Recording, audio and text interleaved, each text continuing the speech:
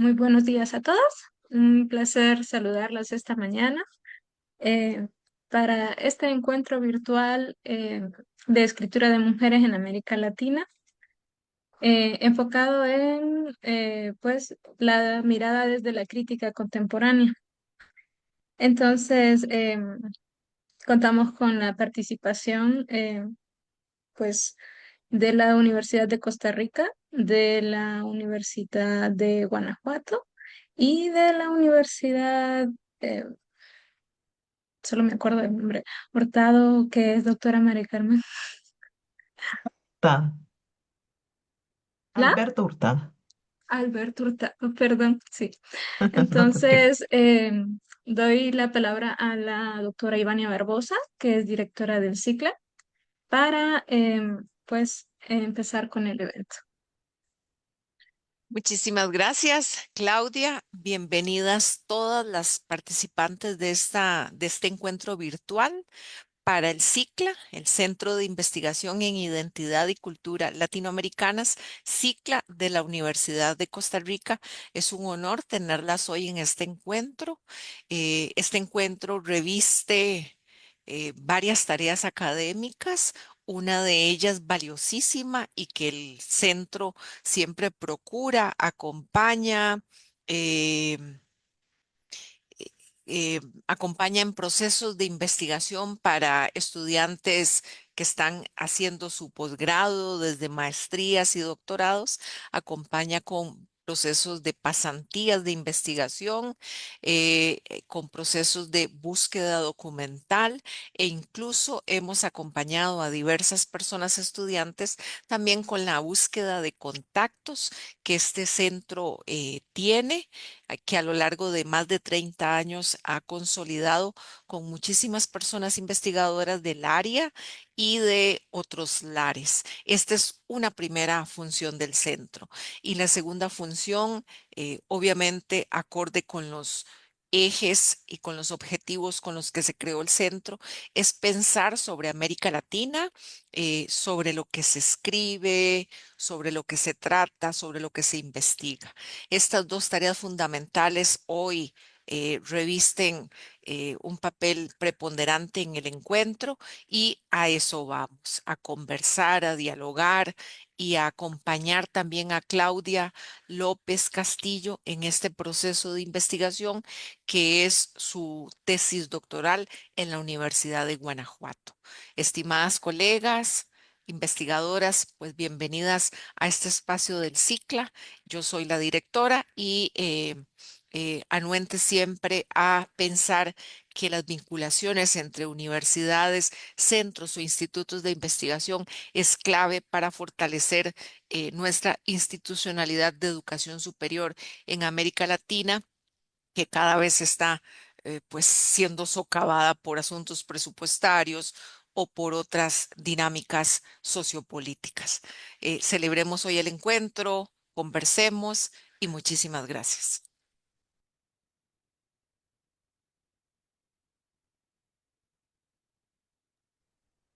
Bueno, pues muchas gracias por sus palabras, doctora Ivania.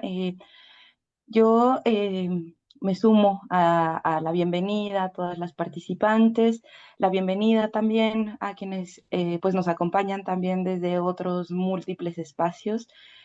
Ojalá que este espacio pues sea eso, un encuentro de diálogo y de poder pues poner sobre la mesa también buenas o nuevas o interesantes también propuestas de lectura. Al final tendremos algún espacio también para seguir este diálogo con todos quienes nos acompañan. Yo antes de empezar la mesa quisiera agradecerle a la doctora Iván Oh, a la maestra Claudia, a la doctora Alexandra, que pues me permiten estar aquí en este espacio acompañándolos. Yo me siento muy honrada de estar con todas ustedes y muy agradecida. Entonces, bueno, pues para no tomar el tiempo de las ponentes, si gustan, podemos empezar. Mi nombre es Elsa López Arriaga, yo soy doctora en literatura hispanoamericana y pues los acompaño desde la Universidad de Guanajuato, del Departamento de Letras Hispánicas. y voy a tener pues acá el honor de moderar esta mesa, de acompañarlas desde la moderación. Entonces, bueno, pues vamos a iniciar con este encuentro de escritura de mujeres en América Latina, miradas desde la crítica contemporánea. Y vamos a iniciar con la participación de la maestra Ana Luisa Jacinto, quien es maestra en literatura hispanoamericana por la Universidad de Guanajuato, en México.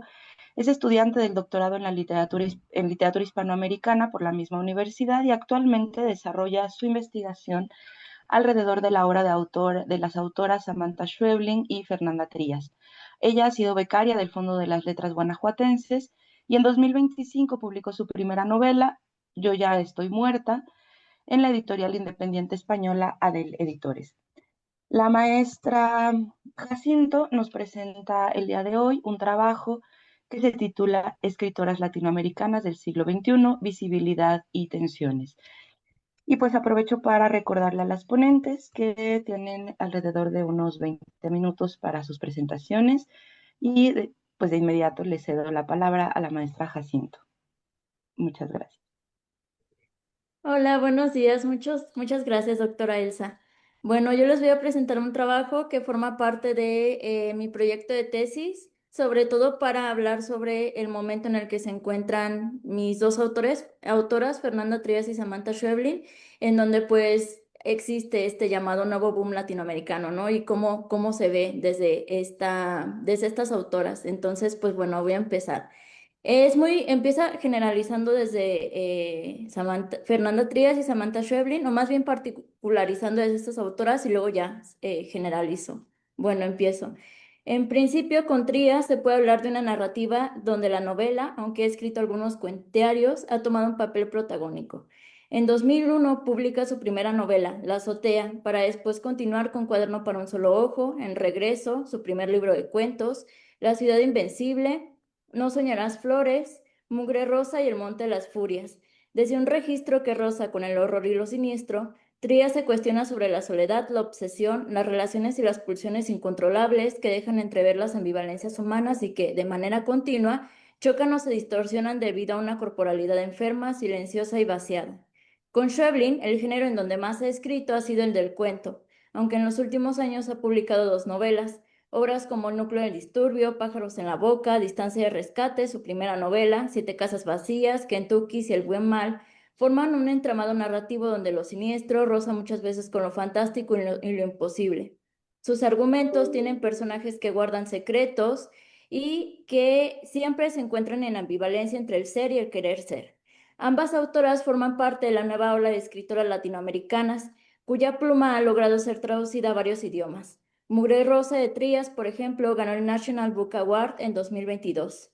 Schweblin, por su parte, obtuvo el premio Shirley Jackson en 2018 con Distancia de rescate. Ambos premios internacionales y de una gran trayectoria suman a la tendencia de popularidad y reconocimiento que en los últimos años han ganado distintas autoras de los países de América Latina. En un artículo publicado por Letras Libres, Ana Pacheco Roldán menciona: estas escritoras y sus traductoras son ejemplos del trascendente momento que atraviesa la literatura, gracias a la presencia cada vez más notoria de escritoras provenientes de distintos países hispanohablantes, que ganan importantes premios e impactan a un extenso público lector con la originalidad de sus temas y su talento. Cierro cita. Además de la originalidad de su escritura, ha habido una serie de factores como el incremento de editoriales independientes que apuestan por las voces distintas, o el uso cada vez más notorio de redes sociales que ha exponenciado su narrativa hasta el punto en que desde algunos sectores se las ha empezado a calificar como el nuevo boom latinoamericano o el nuevo boom femenino, términos de los cuales la mayoría de estas escritoras se alejan o reniegan. Al percibir que se puede usar para uniformar su escritura en una sola dirección, aunque también, abro cita, por su asociación con el término que nombró el movimiento masculino de los años 60 y 70, como por su énfasis en las diferencias de género con las palabras femenino, cierro cita. Razones por las cuales desde distintas latitudes estas autoras han alzado su voz para posicionarse en contra. como es el caso de la conferencia que dieron Mónica Ojeda, Fernanda Trías y Giovanna Rivero en Guayaquil, Ecuador, durante la Feria Internacional del Libro 2021 y que apodaron No somos un BOM, escritoras en el horizonte latinoamericano. Posterior a esto, Ojeda afirma en un correo a la periodista Jiménez Lorenzo que se niegan a ser etiquetadas por varias razones. Primero, el contexto no es el mismo. Segundo, nuestra escritura no es la misma. Tercero, las miradas político-escriturales tampoco. Este último punto, el hecho de que consideren sus miradas político-escriturales tangencialmente diferentes me parece muy revelador, ya que hay entre todas un diálogo en líneas políticas muy parecidas. Esto debido a las pulsiones económicas, sociales y climáticas que se viven en específico en los países de habla hispana y que han formado parte de su conciencia tanto individual como colectiva. Explica Adelaida Martínez que la escritora contemporánea rompe con el status quo y crea universos que corresponden a sus propios valores, sin negar su biología y desde su perspectiva de mujer, para después aclarar. Se distingue de las otras literaturas, estoy hablando de la literatura femenina actual, por incorporar la problemática tercermundista del colonialismo, del silencio ocasionado por la tortura política y de la violación ecológica. Cierro cita. Así pues, así puede decirse en términos muy generales que las miradas político-escriturales de estas autoras se centran en su interés por romper y cuestionar la censura a través de registros que van desde lo fantástico hasta lo real, rozando con lo inusual o lo siniestro. De esta manera, su escritura se vuelve, siguiendo las reflexiones de Jacques Rancière en la política de la literatura, en una, cito, potente máquina de autointerpretación y repolitización de la vida, capaz de convertir todos los desechos de la vida ordinaria en cuerpos poéticos y en signos de la historia. Las escritoras abren la puerta a otra distinta apropiación del mundo, a darnos la oportunidad de sensibilizarnos en temas y nociones que nos rozan, pero que muchas veces aprendemos a ignorar o a juzgar desde categorizaciones sociales o morales. Si nos remontamos al siglo XX con un registro particular mucho más velado, las escritoras latinoamericanas narraron usando géneros como el fantástico, que les sirvió como puentes de conexión con los secretos, la violencia y el dolor, los espacios políticos sociales, la censura y las limitaciones en torno al género. Así, tenemos por ejemplo a María Luisa Bombal, escritora chilena que escribió historias de mujeres quienes, reducidas muchas veces al hogar y cuidado de los hijos, encuentran su lugar en el mundo a través de las sensaciones y la naturaleza hasta que pueden crear una relación distinta con su cuerpo. Otro ejemplo podría ser Nahui Olin, escritora mexicana que, desde el registro poético, hizo uso de la palabra y el lenguaje visual para narrarse a sí misma más allá de lo que otros escritores, muralistas, fotógrafos, etcétera, decían de ella. Es decir, se adueñó de un cuerpo cuya existencia sobrepasó la mirada masculina. Con las escritoras del siglo XXI, aunque con menos obstáculos que sus predecesoras para exponer ciertas realidades otras, los temas alrededor del cuerpo siguen estando muy presentes. Se trata de un rompimiento y un enfrentamiento más directo hacia los axiomas sociales. El cuerpo madre, el cuerpo esposa, el cuerpo simple y llanamente femenino es llevado al límite, exponiendo los agujeros y las violencias sistémicas hasta el punto en el que hay una completa destrucción de estos. Pero al mismo tiempo, y es importante recalcarlo, hay una búsqueda constante de otras subjetividades y formas de vida. Sus predecesoras marcan el camino que muchas escritoras seguirán, pero con su particularidad forma de romper con la sintaxis del mundo. Como ejemplo se puede mencionar, y volvemos otra vez a Fernanda Melchor con Temporada de Huracanes, libro en el que no solo se consagra como una de las escritoras más relevantes de la literatura mexicana contemporánea, sino que también pone a discusión, desde un registro que roza con la oralidad, varios temas censurados en ciertos estratos sociales: el transfeminicidio, el aborto, la pornografía. Otro ejemplo clave es Mónica Ojeda. Su libro Mandíbula presenta a un grupo de chicas que viven un momento personal muy importante, el paso de la adolescencia a la adultez, etapa desde donde donde la autora nombra la violencia, la sexualidad y las relaciones familiares. Volviendo a Shevlin y a Trías, también es importante mencionar el área geopolítica a la que pertenecen, ya que tanto Uruguay como Argentina comparten una tradición literaria muy influyente que ha sido parteaguas en la literatura latinoamericana en general. Conocida comúnmente como la tradición rioplatense, esta engloba varios aspectos: la relación lector-autor, los talleres literarios, ejes centrales en el desarrollo de sus escritores, las revistas literarias y de crítica, y las líneas sociales y políticas de Argentina y Uruguay.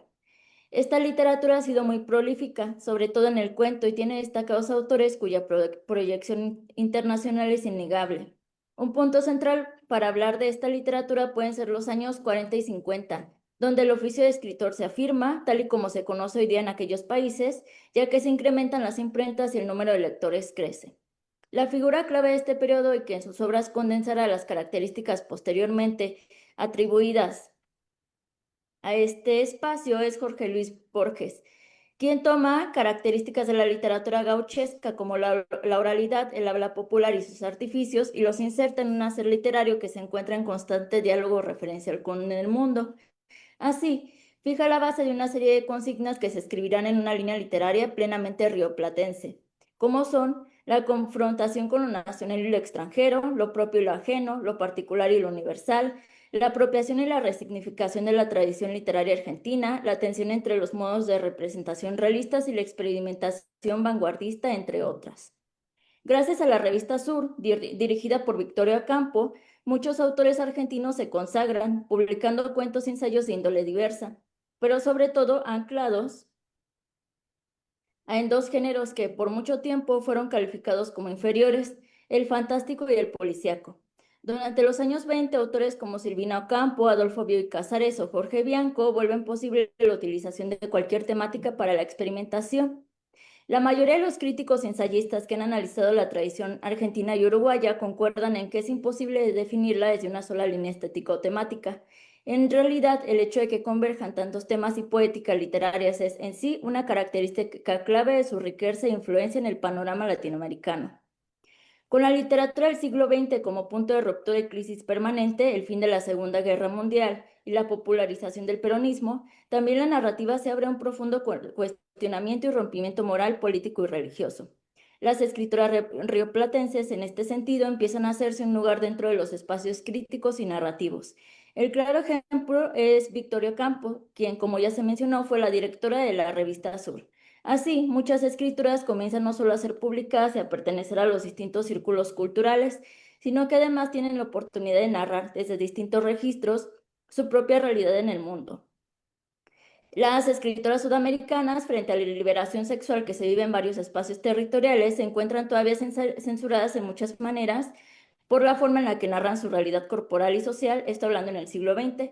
En este sentido, Martina López Casanova, en la narración de los cuerpos, se detienen dos escritoras, Reina Rofe con La Rompiente y Tununa Mercado con Canon de Alcoba. Con la primera novela, explica López Casanova, hay un continuo cuestionamiento hacia el ser femenino y el hacer literario, ya que el cuerpo femenino, como la literatura y el canon que marca lo que hay que decir, habría sido escrito tradicionalmente desde una perspectiva masculina.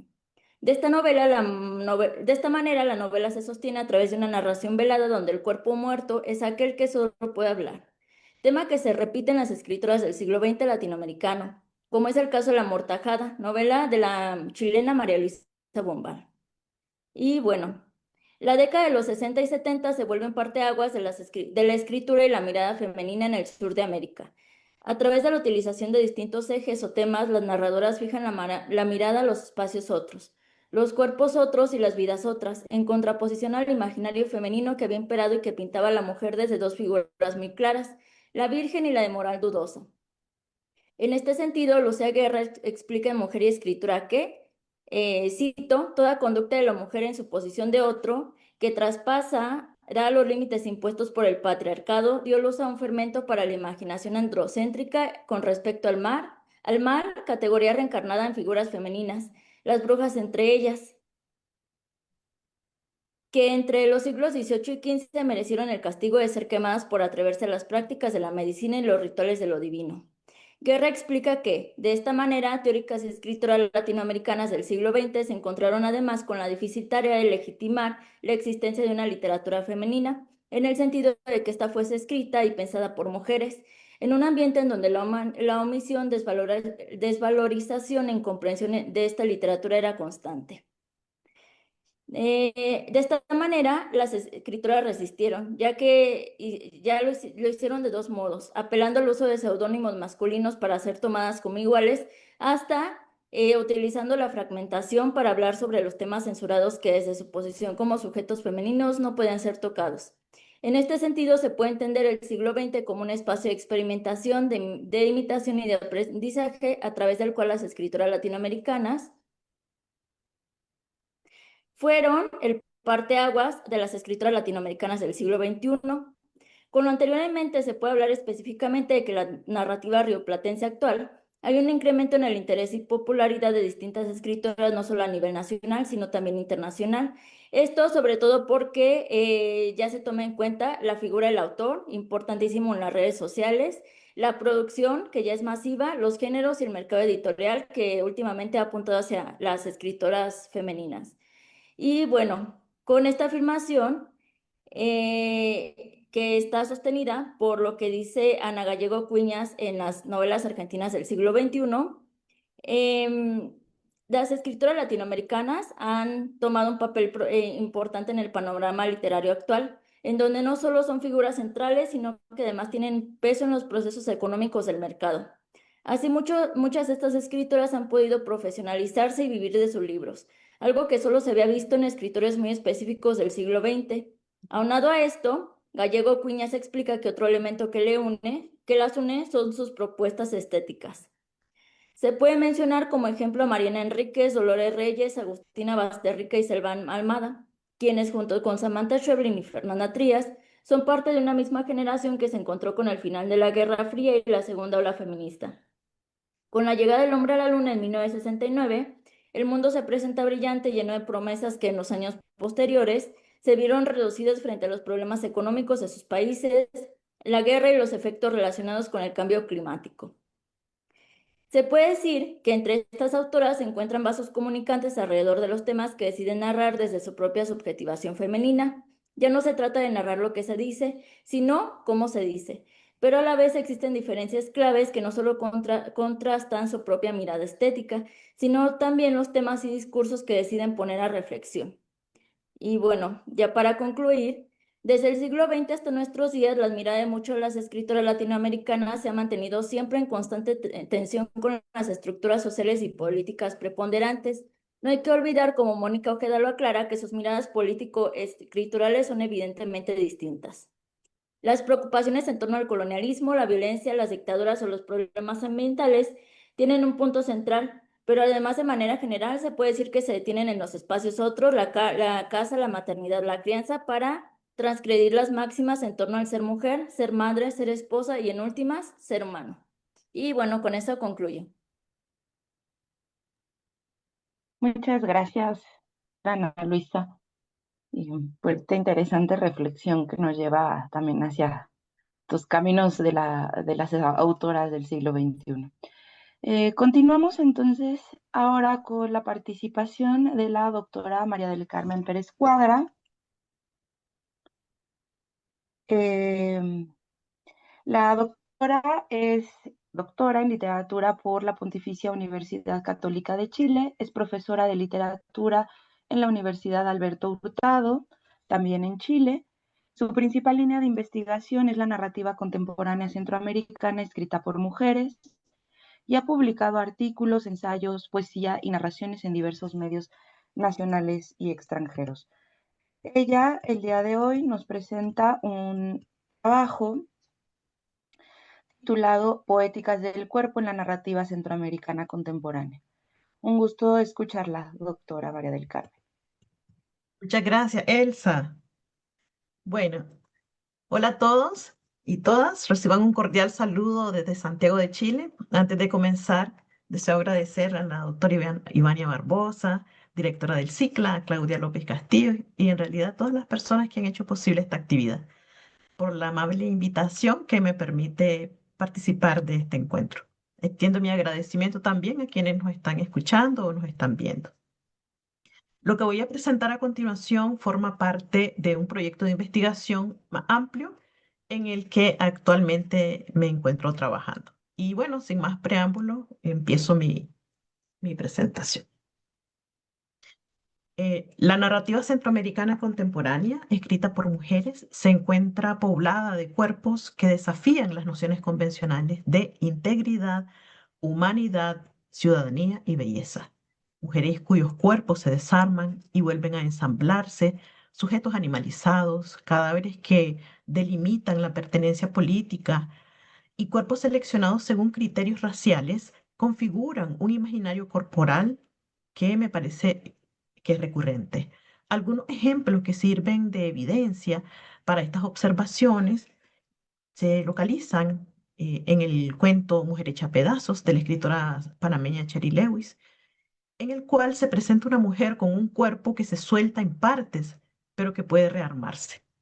La salvadoreña Claudia Hernández, en Fauna de Alcantarilla, representa a una familia que es exterminada por una comunidad de ciudadanos de clase acomodada, porque desde sus perspectivas los recién llegados parecen más bien animales.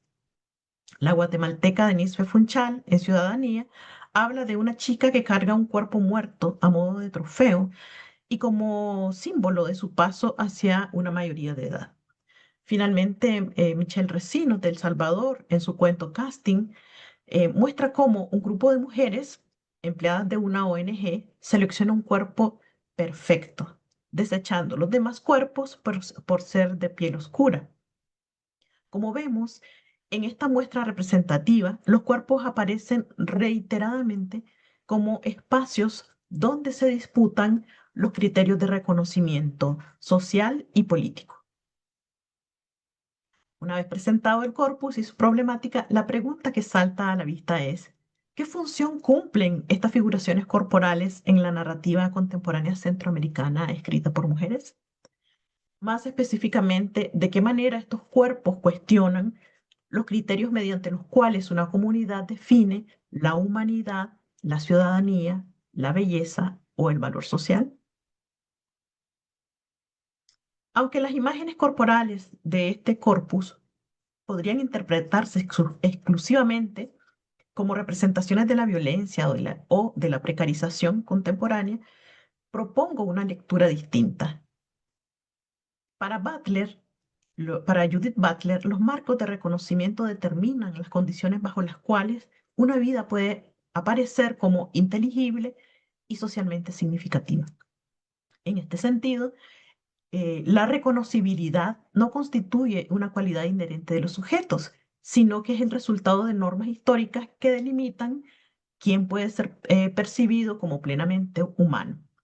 A partir de esa perspectiva, propongo la categoría de corporeidades imposibles para referirme a aquellas configuraciones corporales que desafían dichos marcos de reconocimiento y que lejos de funcionar únicamente como figuras de exclusión, operan como dispositivos críticos capaces de cuestionar las formas contemporáneas de distribuir la humanidad, la ciudadanía, la belleza y el valor social. En esta breve presentación sostengo que las narrativas de Cherry Lewis, Claudia Hernández, Denise Funchal y Michelle Recinos construyen una poética de las corporeidades imposibles. Ahora voy a pasar a revisar de manera acotada las propuestas de cada una de estas autoras. En el cuento Mujer hecha a pedazos, Cherry Lewis imagina a Marta, su protagonista, una mujer cuyo cuerpo puede desprenderse en partes y volver a ensamblarse sin sufrir daño alguno. Perdón. Esta singular condición plantea una pregunta central para mi lectura.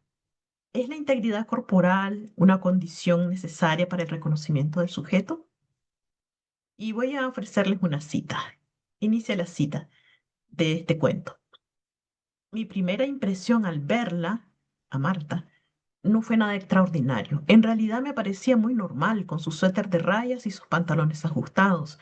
No vi en ella nada fuera de lo común hasta que se le cayó el brazo. Me afectó el sonido hueco de su miembro chocando contra el suelo, aunque no tanto como el hecho de que lo recogiera con total tranquilidad, se lo insertara en el hombro y siguiera conversando. Debe ser una prótesis, recuerdo que pensé, al no ver derramada ni una sola gota de sangre. Sin embargo, parecía demasiado real. Movía los dedos, sostenía su cerveza, se acomodaba el cabello. Fin de la cita.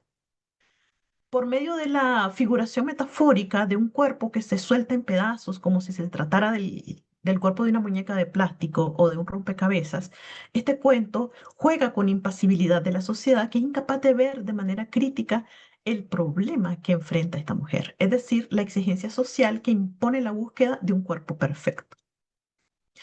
A pesar de evitar un cuerpo desmontable e imperfecto, ocurre que Marta no percibe su condición como una carencia. Por el contrario, el relato cuestiona la idea de que la integridad corporal dependa de la adecuación a modelos normativos de belleza.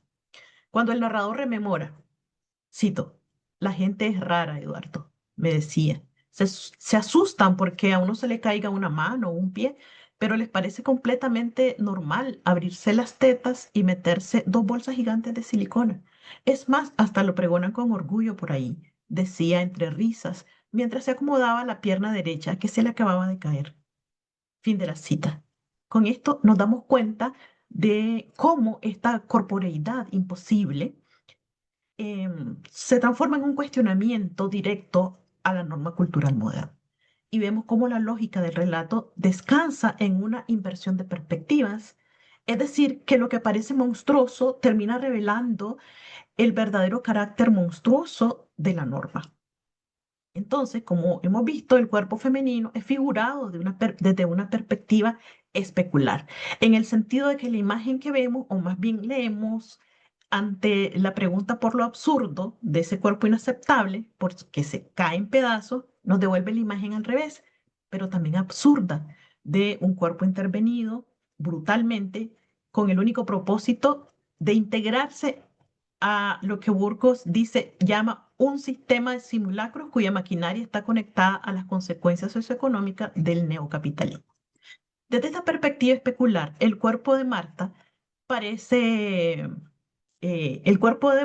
también debe ser aceptado como bello, porque desde su subjetividad ella ha aceptado su particularidad como algo normal.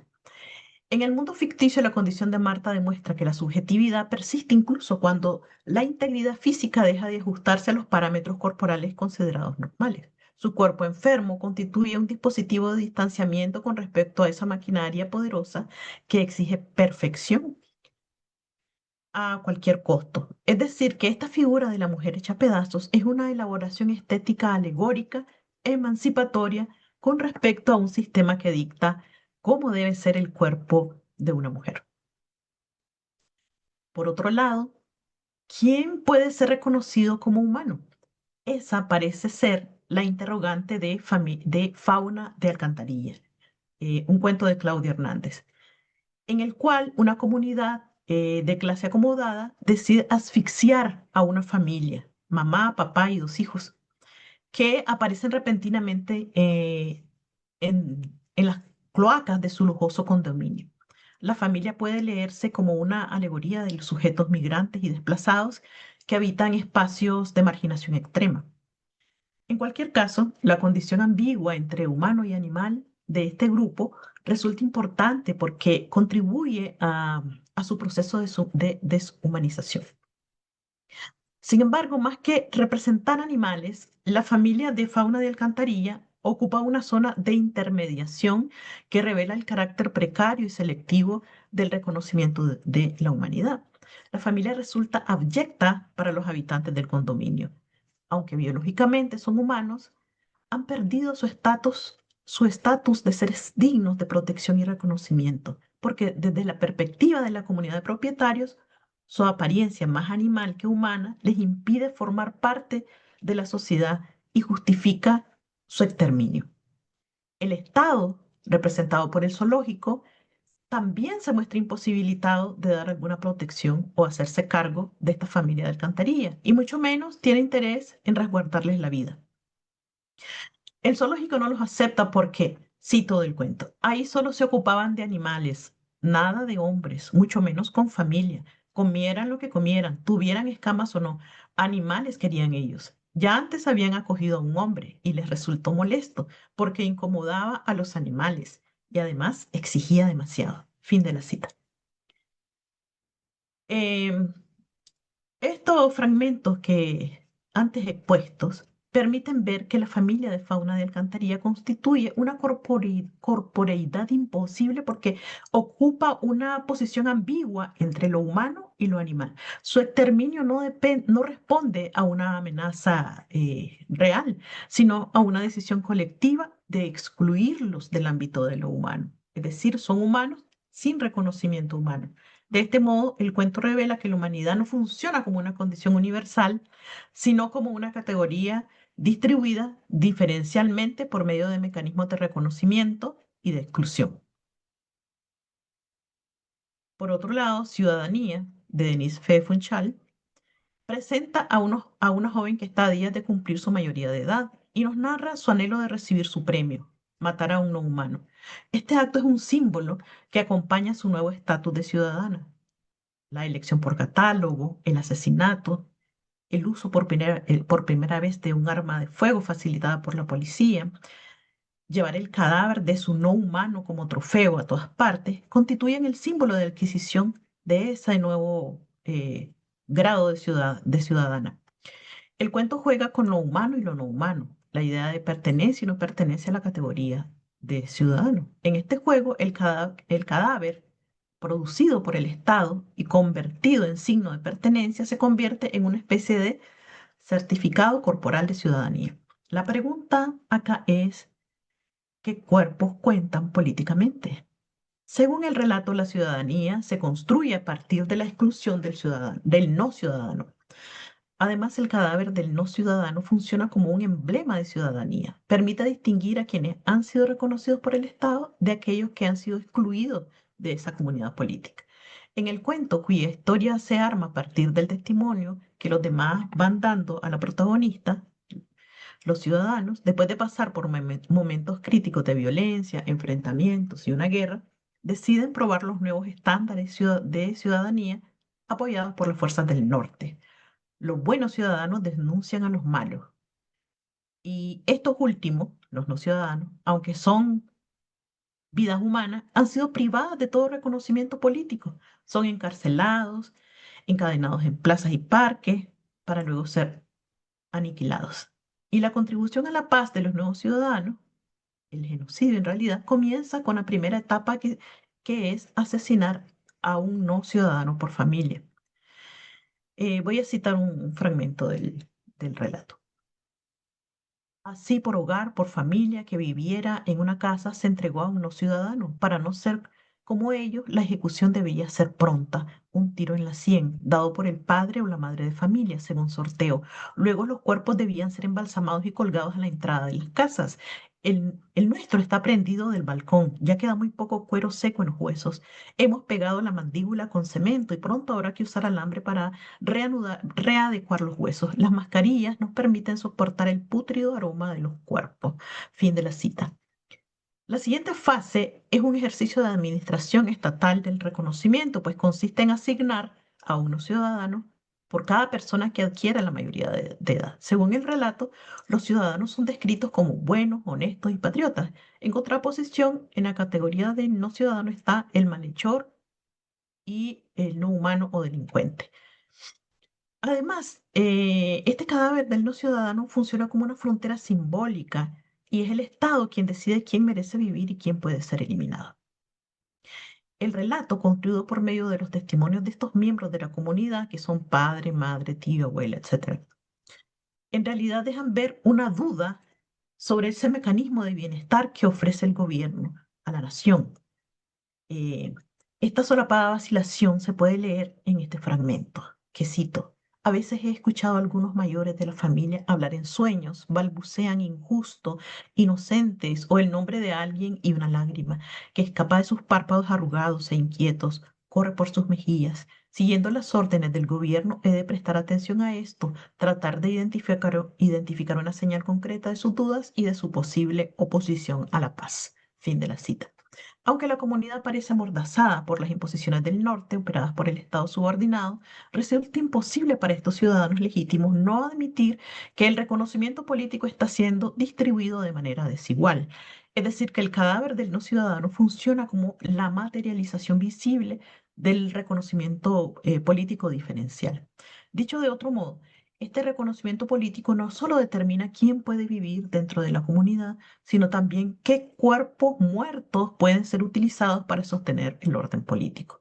Como hemos podido constatar en Ciudadanía, el cadáver del no ciudadano constituye una corporeidad imposible porque su exhibición pública revela que no todos los cuerpos cuentan políticamente de la misma manera.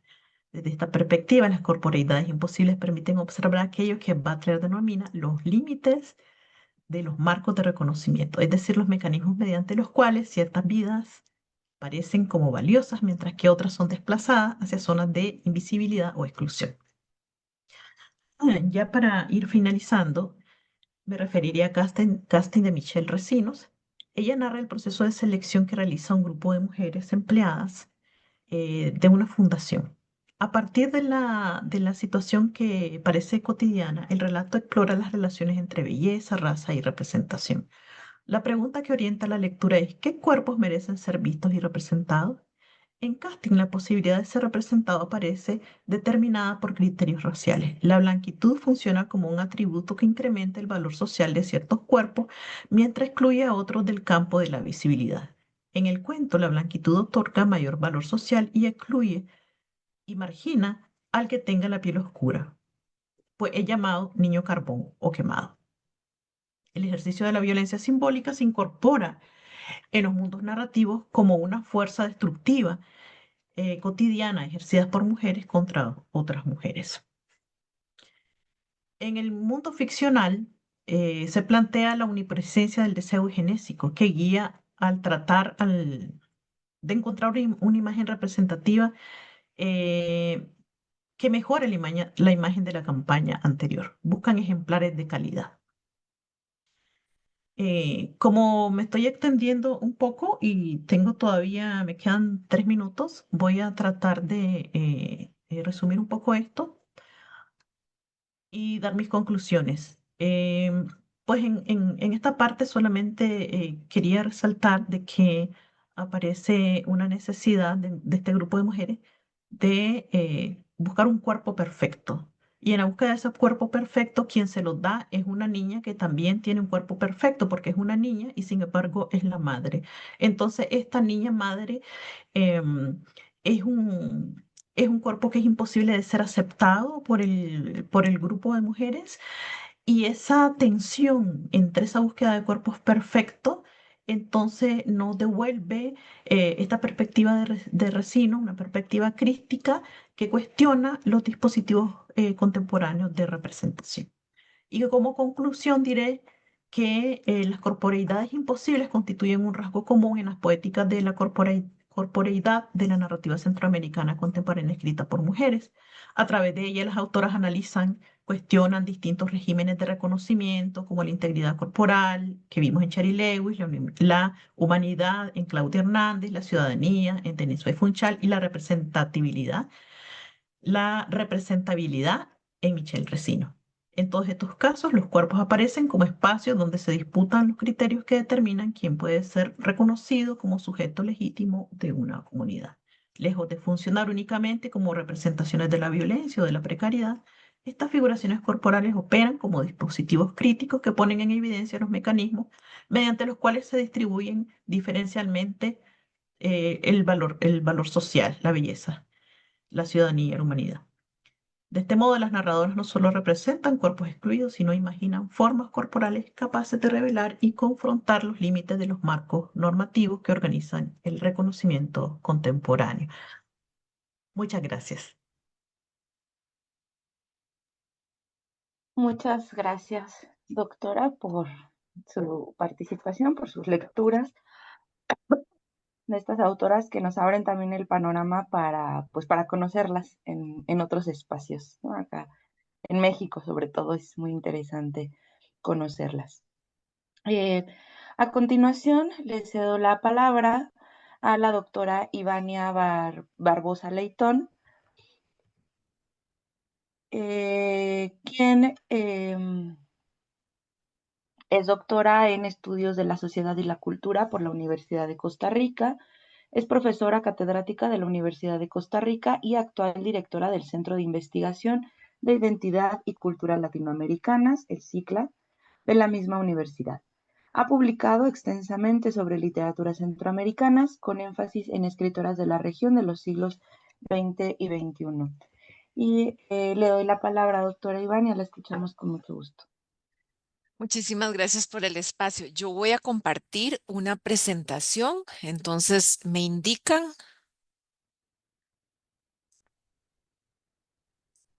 ¿Se ve bien? Muy bien, muchísimas gracias. Y yo voy a tomarme el tiempo también, yo misma me voy a cortar si me excedo del tiempo disponible. Muchísimas gracias por el espacio. El título de mi presentación es Abordajes de las maternidades desde las narrativas centroamericanas, como ustedes ven en pantalla. Yo hice una proyección en 4 apartados que ustedes ven en pantalla y para esta presentación me llamó muchísimo la atención porque es una exposición que está en este momento en España y me basé en las imágenes de Carmen Lafón, que fue una acuarelista, pintora, también escultora española, que nació en 1934 y falleció en 2021. Entonces, estas imágenes de esta mujer artista acompañan mi presentación.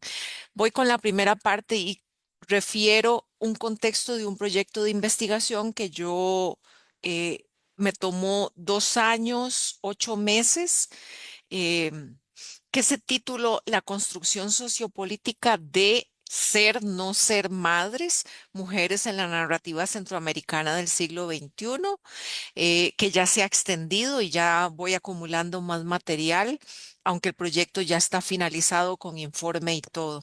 Aquí parto de unos antecedentes importantísimos sobre el área de estudio que es Centroamérica, y es que hay una ausencia de estudios sociopolíticos sobre la maternidad específicamente, porque si revisamos, hay estudios específicamente que se han centrado pues en aspectos jurídicos, por ejemplo, en la situación de, de la penalización del aborto en El Salvador o que retratan aspectos migratorios, pero específicamente sobre esa construcción sociopolítica de la maternidad o no ser madre en la narrativa, pues es significativa.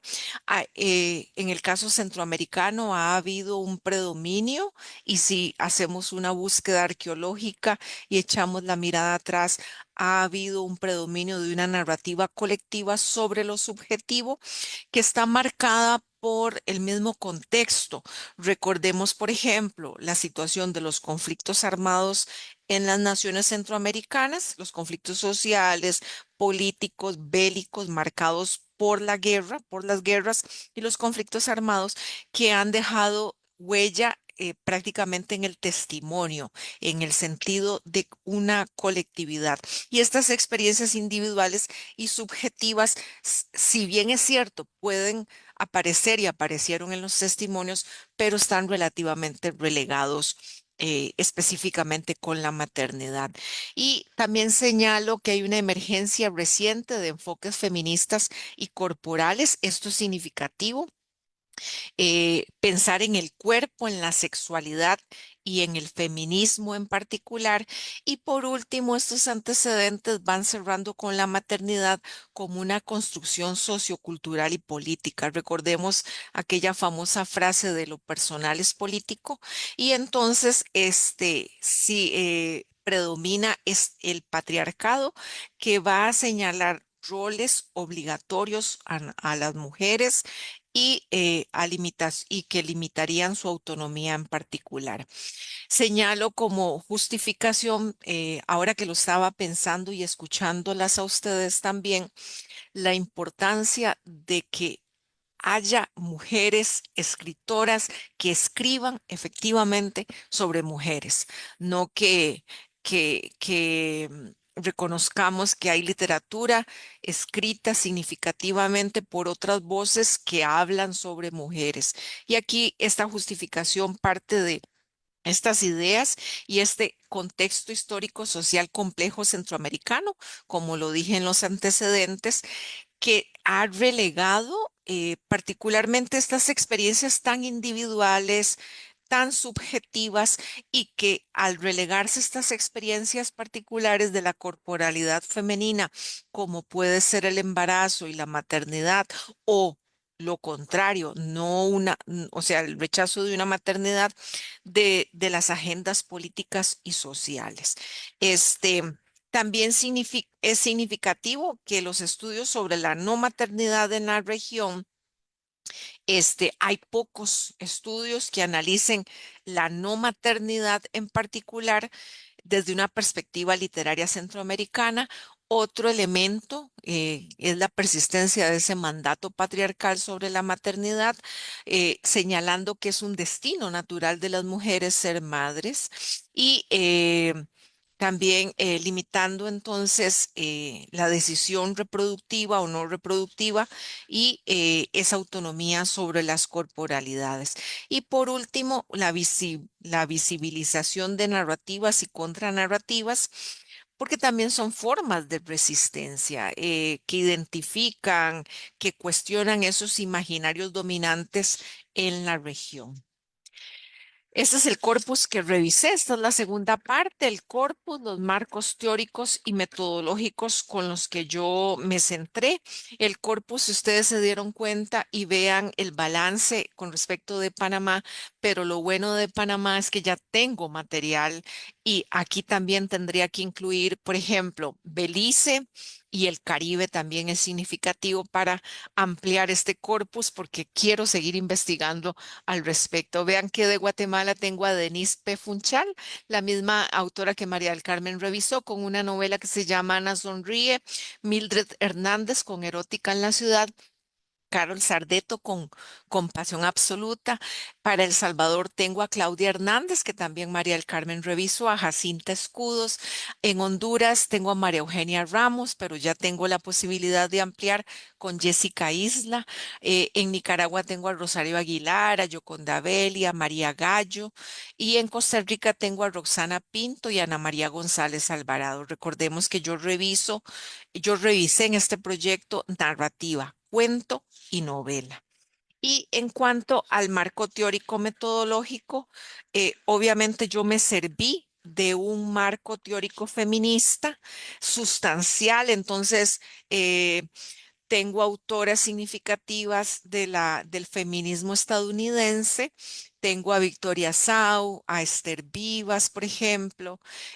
Tengo a Judith Butler también sobre aspectos importantísimos del cuerpo, de los cuerpos que importan, ¿verdad? Y de estas dinámicas en un marco teórico feminista que revisa entonces que la maternidad es una construcción social efectivamente atravesada por relaciones de poder y esas relaciones de poder son significativas y emanan de un predominio, de un pensamiento patriarcal. En la metodología hice un análisis del discurso y un enfoque cualitativo que perdón, visibilizar discursos literarios que reproducen o cuestionan dichas construcciones socioculturales, sociopolíticas, para señalar que hay una coherencia epistemológica. Entonces, ¿qué encuentro cuando hice estas lecturas? Bueno, pues encuentro ideologías, hay desigualdades e imperan los mecanismos de control sobre las mujeres. La literatura va a funcionar como este campo empírico, en particular en la porción de años que decidí analizar. Y este análisis crítico me permitió reconocer que es una herramienta, el análisis crítico del discurso es una herramienta para evidenciar estas estructuras sociopolíticas que subyacen en estas dinámicas. Que encontré a grandes rasgos y quiero compartirles, tal vez no con citas textuales, pero sí a grandes rasgos un panorama general. Y esto me pasó sobre la marcha de la investigación. Pensé inicialmente en términos de maternidad, no maternidad, pero esto me va a llevar a otras líneas. Esta es la primera, el eje de la maternidad. Obvio que es el eje predominante en casi todas las obras que revisé y que obviamente es una imposición social y patriarcal. Lo vemos en Aguilar, lo vemos en Gallo, lo vemos en Sardeto. Lamentable que sea una experiencia violenta o agobiante, por ejemplo, o sea que las mujeres protagonistas llegaron a la vivencia de la maternidad por situaciones de violencia, hay violación, hay abuso, hay relaciones de estupro también muy significativas que llevaron a algunas protagonistas a ser madres siendo niñas prácticamente. Hay una experiencia agobiante de maternidad reconocida en los relatos, revisé 3 relatos de Jacinta Escudos, en donde esa experiencia de maternidad es agobiante. Y hay un espacio de conflicto subjetivo en esta novela de Pinto, de una escritora costarricense, porque el personaje femenino que se llama Ela analiza si ser madre, no ser madre, desembarazarse de esa idea de la maternidad. Y hay contextos extremos como la guerra, la pobreza, reconocida en las obras de Claudia Hernández, por ejemplo, y la maternidad aparece como un resultado de una violencia estructural. Hay otro eje que es la no maternidad y es ese deseo de autonomía, como se lo señalé con esta novela de Pinto que se titula Donde ellas. La protagonista es Ela, que duda y rechaza al inicio de la obra y a lo largo de la obra esa maternidad.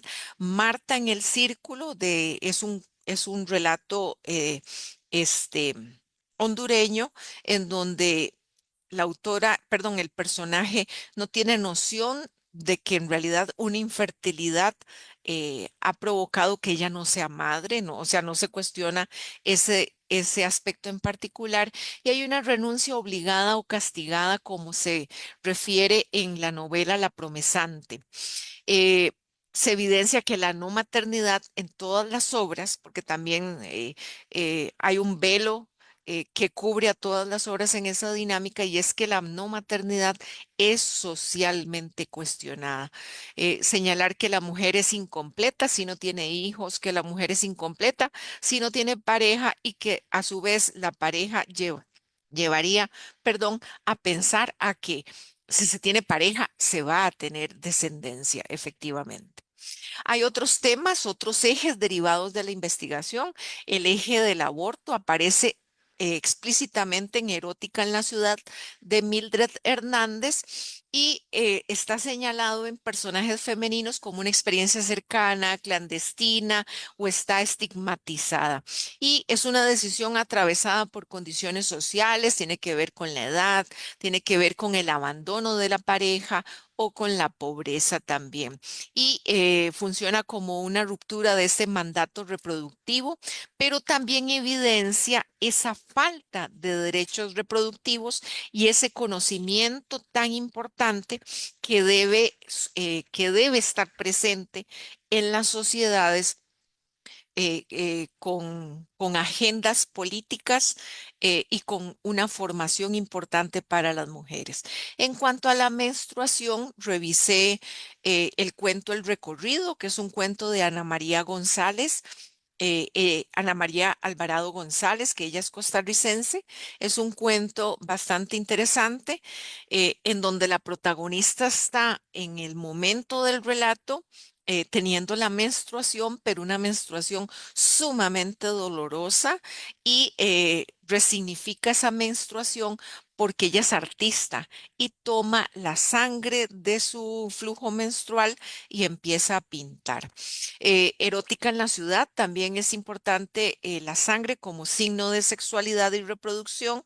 eh, Aparece constantemente y resignificado en desde la postura masculina como que la mujer que toma para un acto sexual es virgen. Entonces es importante en este sentido.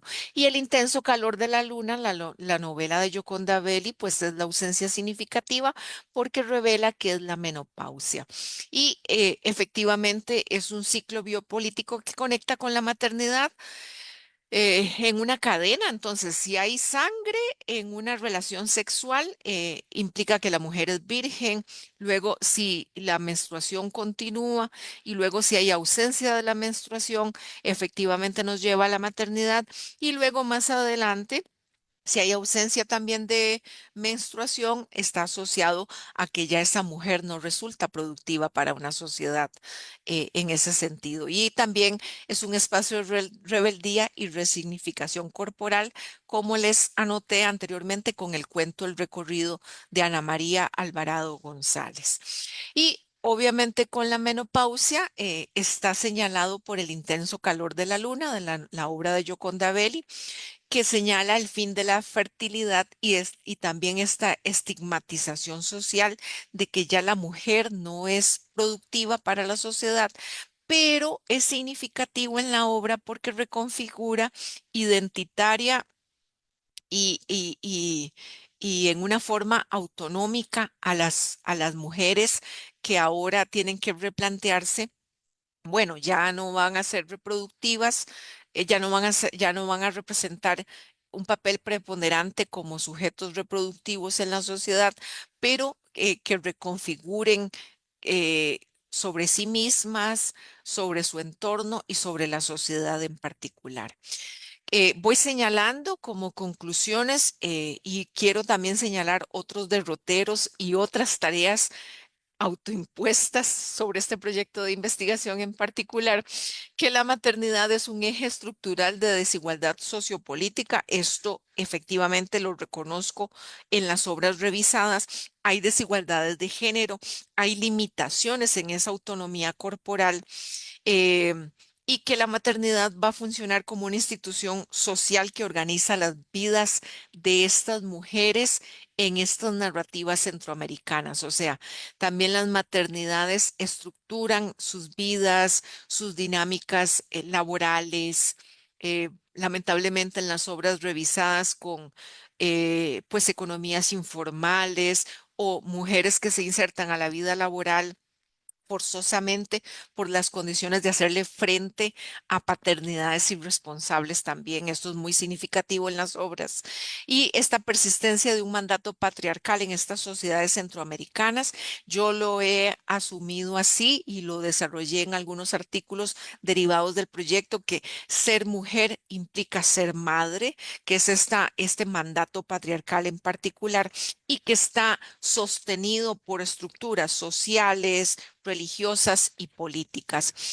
Hay una débil consolidación desde mi perspectiva y desde lo que analicé de contranarrativas y autonomía femenina, porque es significativo que nuestras escritoras de la región continúen escribiendo sobre esa maternidad obligada, en vez de generar un proceso de autonomía y de decir, no quiero ser madre, no voy a ser madre y a cambio voy a dedicarme a estas dinámicas tan particulares.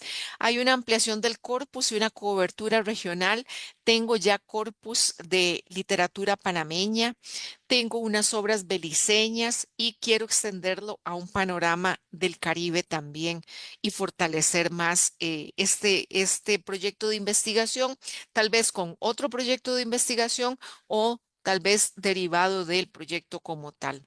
Y hay un sustento empírico con datos sociales y económicos que me resultó significativo. Vieran que tengo datos sobre aborto, empleo, crisis económica y condiciones de vida de las mujeres, pero en notable desigualdad en las mismas naciones centroamericanas que yo revisé.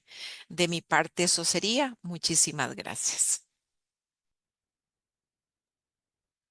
Muchas gracias, doctora Ivania, pues por esta investigación tan acuciosa y por el recorrido también tan vasto.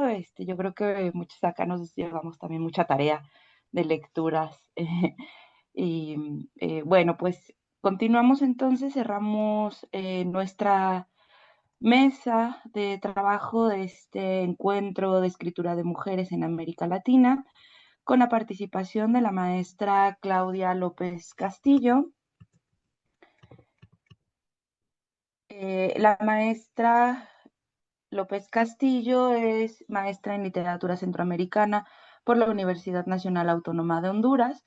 Es estudiante del doctorado en literatura hispanoamericana de la Universidad de Guanajuato y su tesis de doctorado estudia lo monstruoso y lo abyecto como formas de rebelión y manifestación de la violencia en la narrativa breve de autoras centroamericanas del siglo XXI.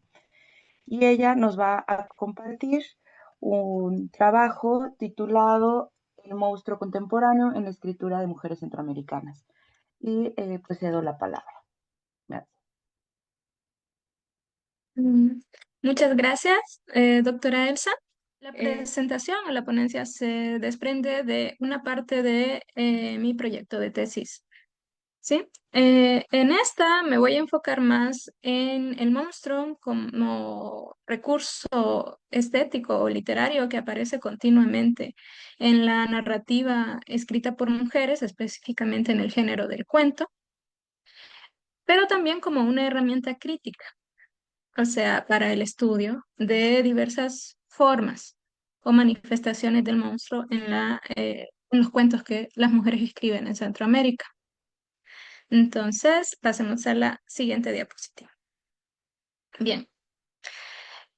El eje teórico está construido alrededor de la noción del monstruo de Michel Foucault. Michel Foucault decía que el monstruo se revela como una anomalía que se da ante el dispositivo de normalización, que está formado por el saber médico y el poder jurídico, ¿verdad? Y eso conforma la normalidad. El monstruo sería el sujeto anormal. En palabras de Foucault, el monstruo es una singularidad cuya existencia viola las leyes naturales y sociales.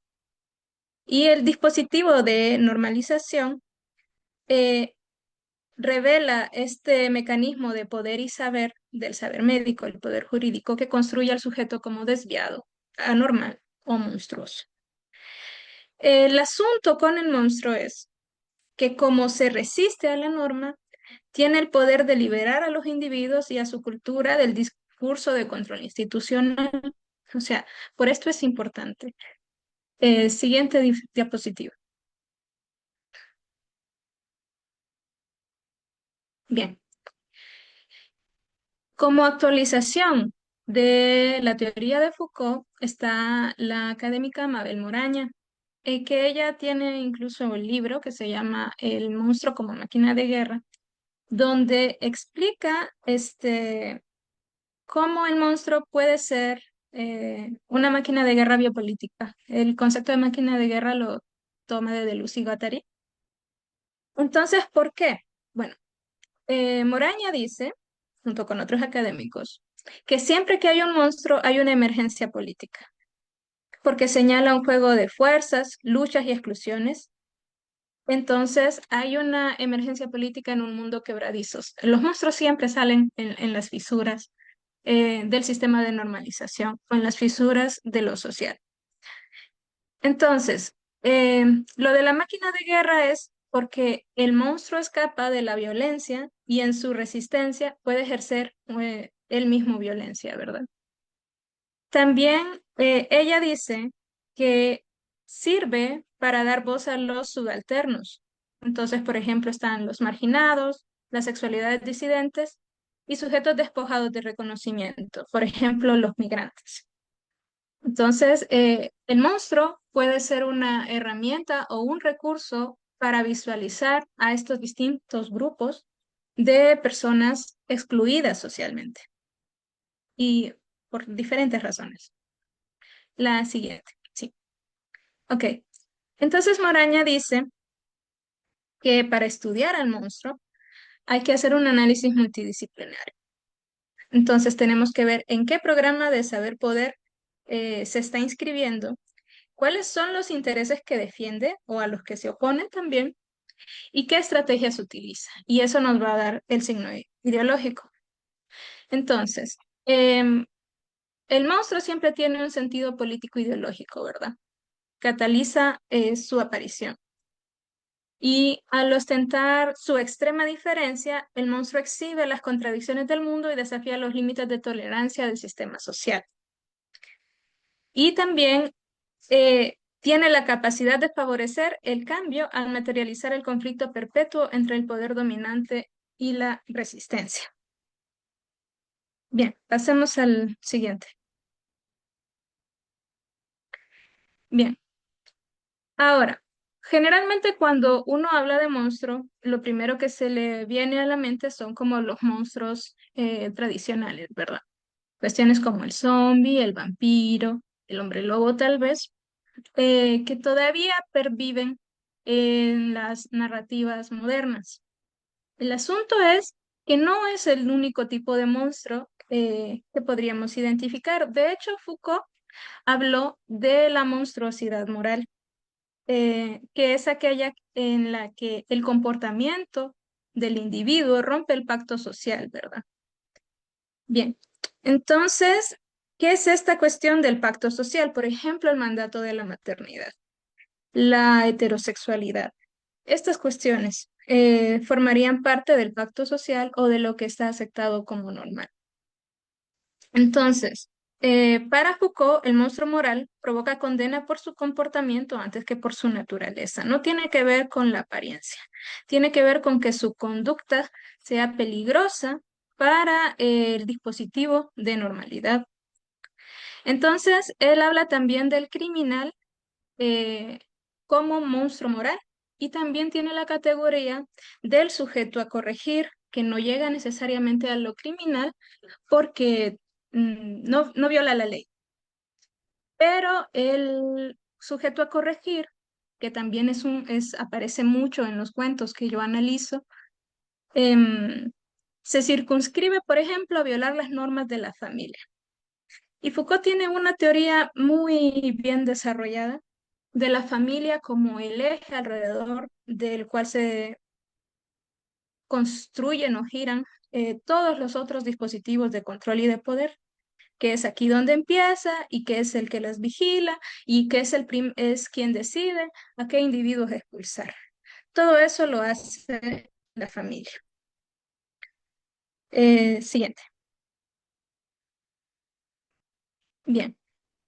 Entonces, las instituciones sociales legitiman la violencia cultural y patriarcal. Instituciones sociales, pues está la familia, la iglesia, el Estado, ¿verdad?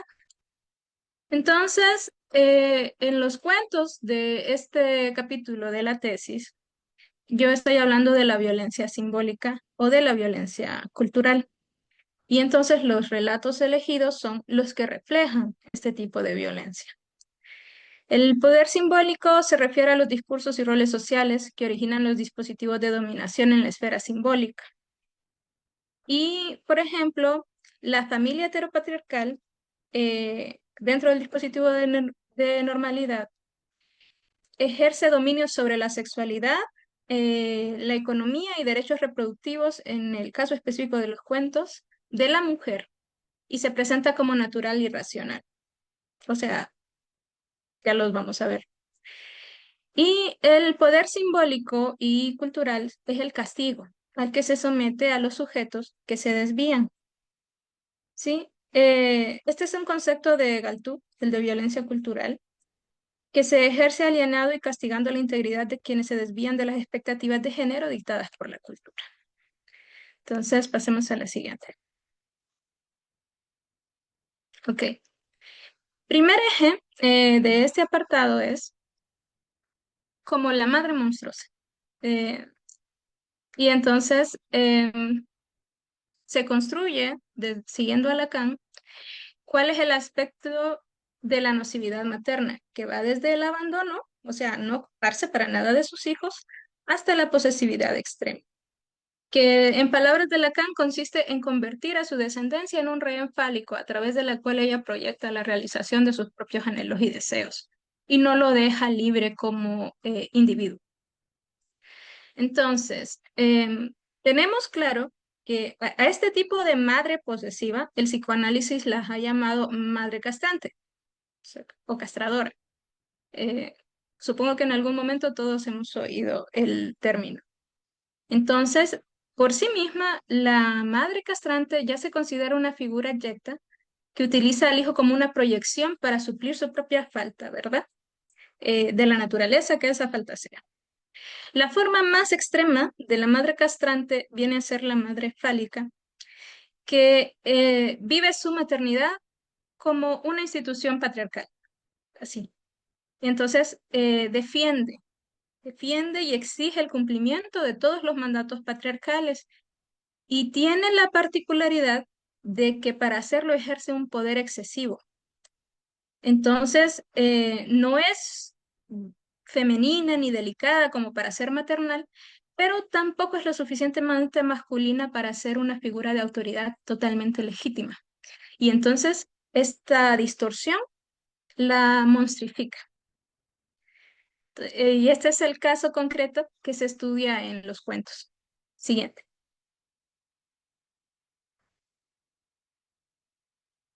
Bien, entonces vamos a encontrar en estos relatos monstruos tanto hegemónicos como contrahegemónicos. Siguiendo a Mabel Moraña, que es la que dice que el monstruo puede tanto estar en contra del poder como alinearse con él, el símbolo del monstruo hegemónico son los excesos, el exceso de poder del amo, dice ella. Ya Foucault marcaba el exceso de poder como una manifestación del monstruo moral. Su función es que opera como un agente del poder dominante y utiliza el poder simbólico para oprimir y mantener el statu quo. Se manifiesta en abusadores, instituciones inflexibles, madres fálicas, en el ejemplo que vamos a tratar del corpus literario. Está el monstruo contrahegemónico, que sería, en palabras de Moraña, la resistencia heroica del esclavo, ¿verdad? En contraposición con esta figura del amo. Su función es cuestionar los valores sociales al apropiarse de la monstruosidad para escapar o subvertir el orden patriarcal. Se manifiesta en sexualidades disidentes, cuerpos subalternos, hijas rebeldes. Por ejemplo, en los cuentos específicamente. Pueden haber otras manifestaciones, obviamente. Entonces, ¿qué es lo importante? Que independientemente de qué naturaleza tenga, ya sea hegemónica o contrahegemónica, las dos figuras operan desde la ambivalencia para revelar lo oculto y arruinar las bases del orden social, ya sea señalando los excesos o señalando la opresión. Siguiente. Bien. Entonces, el corpus para ver la familia como espacio de dominación y monstruosidad hegemónica, porque resulta que en los cuentos seleccionados hay solo madres fálicas, ¿sí? Entonces están dos cuentos de Denise Pepunchal, que son Chastip y Las Buenas Costumbres, que la mayoría pues, de las participantes sé que conocen, ¿sí? Entonces, ¿qué es lo que pasa? Así como traté de resumir como en una frase el conflicto central del cuento. Entonces, tenemos la obsesión de una madre que obliga a su hijo a travestirse para satisfacer el mandato de tener una hija hermosa. Y el cuento, pues, desglosa mucho esto de que se le exige que haga dieta, que se ponga rellenos, que se cuide la cara y que se vista de acuerdo a las reglas de la moda. Pero es un muchacho, al final, que no, no se viste como mujer por su voluntad, sino porque su mamá lo obliga. Entonces tenemos esa ruptura de la familia o la madre como una figura amorosa de protección, de aceptación, el amor incondicional, etcétera, etcétera, desbaratado.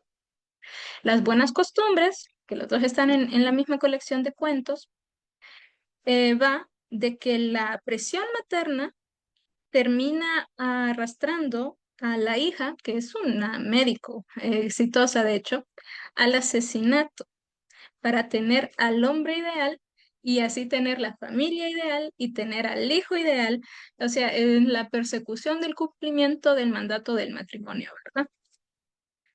Y en Habitaciones de Claudia Hernández, tenemos una madre que abandona el cuidado de sus hijas para centrarse en la ganancia económica, ¿sí? Lo que pasa con esto es que al final la misma madre, ya cuando envejece, termina relegada por una de sus hijas, que asume ahora el nuevo papel eh, de cabeza de la familia, pero a la vez de monstruo hegemónico. Entonces, lo que pasa aquí es que todas las hijas acatan el mandato materno, que es al final de cuentas el mandato patriarcal o el mandato capitalista. Y entonces ellas mismas terminan convertidas en una suerte de monstruo hegemónico. Pues no se liberan, sino que se alinean al poder. Siguiente, por favor. Ok. El segundo capítulo va con el eje de la sexualidad. Bueno, el segundo apartado de ese capítulo va con el eje de la sexualidad. Entonces, hay que tener en cuenta que en la tradición judeocristiana hay una equivalencia histórica entre la mujer y el monstruo, ¿verdad? Muchos de los monstruos más famosos que hay son femeninos, que es una cosa que no se puede obviar. Y también desde Aristóteles, por ejemplo, ya tenían esto de que pensaban de que la mujer era un ser humano incompleto, una cosa rara, que no era tan buena, ni tan perfecta, ni tan pura como el hombre, ¿verdad? La mujer de alguna forma siempre está corrompida. Entonces, el cuerpo femenino en la tradición cristiana está equiparado con la tentación, la destrucción y la otredad. La mujer siempre es la rara. Como sujeto de segunda categoría en los sistemas patriarcales también. Entonces, porque es indigna de confianza y se requiere que sea sujeta a vigilancia y control para que no vaya a darle problemas a los hombres o no vaya a tentar a los santos varones, como decía por ahí un padre de la Iglesia Católica, ¿verdad? Entonces, el paralelismo biopolítico que hay entre la mujer y el monstruo en el patriarcado es que tienen la idéntica condición de ser seres afuera de la cultura que deben ser contenidos. Siguiente. Entonces, aquí tenemos los cuentos que están en este corpus. Lo que se observa es que hay una fluctuación del cuerpo femenino entre la sumisión y la rebelión sexual en los cuentos. Entonces, tenemos aquí en esta parte cuentos que son de la doctora María del Carmen aquí presente. Sí, que por cierto son muy buenos, léanlos. Entonces, tenemos como un primer ejemplo de sumisión hegemónica, se mueven ahí. Está uno de sus cuentos que se llama Eva nunca duerme, que aquí en el análisis me detengo en la figura de la muñeca sexual como un símbolo inerte de la represión y dominación total del patriarcado, que en el cuento excede la sexualidad, porque se mueve a otras esferas de lo social, porque en este cuento la mujer de carne y hueso o las mujeres de carne y hueso mm, están igual de reprimidas o sometidas que esta muñeca inerte, que es propiedad de un dictador, porque las obliga a renunciar a la justicia o a renunciar a su memoria. El otro cuento del corpus es Cabeza de Serpientes de Jacinta Escudos. En este cuento tenemos a Medusa, ¿sí? A la medusa mitológica. Esta es como una medusa que nació siendo medusa, así que es más como una diosa de la naturaleza que alguien que tiene esta forma por un castigo divino, ¿verdad? ¿Qué pasa con esta medusa? Pues que siempre conoce a Perseo y conoce a Perseo y se enamora de él y entonces ella se deja matar para poder estar con Perseo. Y a través de esta renuncia a su poder, termina más bien siendo un aparato de control del poder patriarcal que representa Perseo. Entonces hay una crítica a cómo la mujer elige someterse en nombre del ideal romántico, ¿verdad? Y el asunto en el cuento es que Medusa no tiene satisfacción alguna de esa renuncia. Estamos con Cosita, que también es un cuento de la doctora Mari Carmen. Entonces aquí tenemos como un ser extraño, totalmente fantástico, que es un bicho, que tiene un cuerpo hermafrodita. tiene tanto características femeninas como masculinas en lo que se refiere a tanto sus órganos sexuales como pues tiene pechos, ¿verdad? También. Entonces, pene, vagina, pechos, que sí. Es- y cómo la presencia de esta criatura dis- corrompe y destruye pues el matrimonio y a la pareja heterosexual. Entonces, aquí se demuestra que tanto la sexualidad como los constructos de género son experiencias profundamente inestables y que, pues, sobre los mandatos sociales está el deseo. También está Yo Cocodrilo y Muñeca Rota, en donde ya se empiezan a ver esta cuestión de un monstruo contrahegemónico que se revela más claramente. Cosita también es un monstruo contrahegemónico. Entonces, la niña que se transforma en cocodrilo, que es de Yo Cocodrilo, y también en Muñeca Rota, aparte de la muñeca rota, está esta figura de una sirena invertida que tiene de la cintura para abajo aparato o cuerpo de mujer con todo, y de la cintura para arriba es un pez,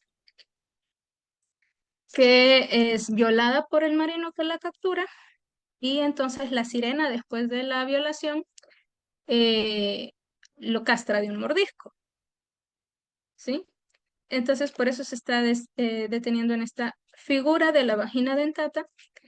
Entonces, en ambos cuentos, lo que pasa es que las figuras monstruosas se reapropian de su agencia biológica para subvertir el trauma y el control de la comunidad en el caso de la niña cocodrilo y pues del control patriarcal y específicamente con la violencia sexual en el caso de la muñeca rota, que la figura principal del cuento es precisamente eh, una mujer eh, que no tiene sus brazos ni sus piernas y que dice que lo único que conserva de su cuerpo son los orificios penetrables y que por eso mismo quiere escapar de ese cuerpo. ¿Va? Una liberación que al final del relato consigue suicidándose. Pero está también así como escapar de este sistema injusto, también en la figura de la muñeca rota.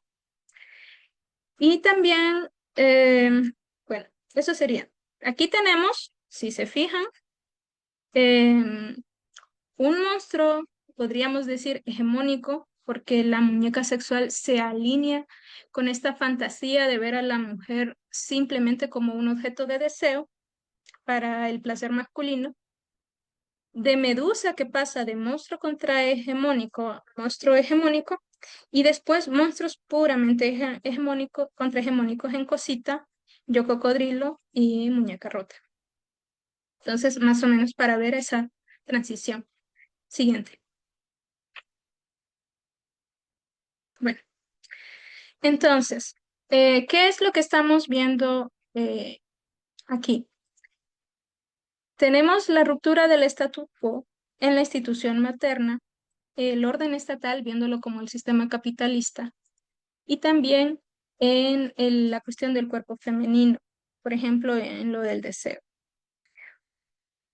Entonces, lo que se puede observar es como cierto patrón regional, porque pues son autoras de diferentes naciones. Tenemos a El Salvador, Guatemala y Nicaragua principalmente en este capítulo, en que las autoras utilizan el cuerpo monstruoso no como un elemento de terror fantástico principalmente, o sea, sí son cuentos fantásticos, si nos vamos a buscarles un género, pero tienen un significante político deliberado en su escritura. Entonces, hay una polivalencia crítica porque ya sea que actúen como agentes del poder hegemónico, como fuerzas de rebelión, las figuras monstruosas muestran la insostenibilidad de las estructuras patriarcales, por ejemplo, en los cuentos analizados. Y el propósito es reivindicar un sentido de pertenencia sobre el cuerpo y la identidad. obligando al sistema a confrontar las fallas de su propio mecanismo de normalización. O sea, obviamente todas están señalando pues una opresión que todas esperaríamos que se dejara de lado ya. Siguiente. Oh, aquí está. ¿Qué? Bien, entonces tenemos la ruina ineludible del statu quo. A esto se refiere que tenemos la ruina literaria, dice. Ya en última instancia, la escritura de mujeres centroamericanas despliega al monstruo contemporáneo con un objetivo preciso, arruinar el orden establecido. Y también al exponer la violencia subyacente en la norma social, la maternidad y el control sexual, estas autoras transforman la monstruosidad en un mecanismo viable de verdad y liberación regional. ¿Y ya es la última o hay otra? Ok, ya, era la última. Este, pues es así como, no es como el único apartado de la investigación. Lo que pasa es que el siguiente capítulo se enfoca más en lo abyecto, ¿sí? Antes que en el monstruo. Entonces me detuve más en esto, porque los dos son como ejes de estudio y de crítica y de recurso estético en la escritura contemporánea. Y ya en ese capítulo sí hay conexión con algunos de los cuentos que trata la doctora María del Carmen, por ejemplo. Entraban en ese apartado en mi caso.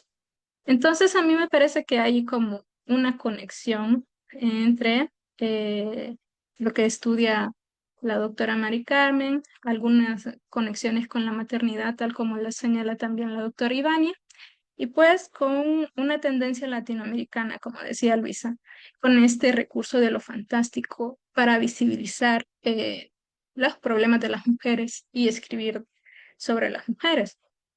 Entonces, de momento esta es como mi participación completa y muchas gracias.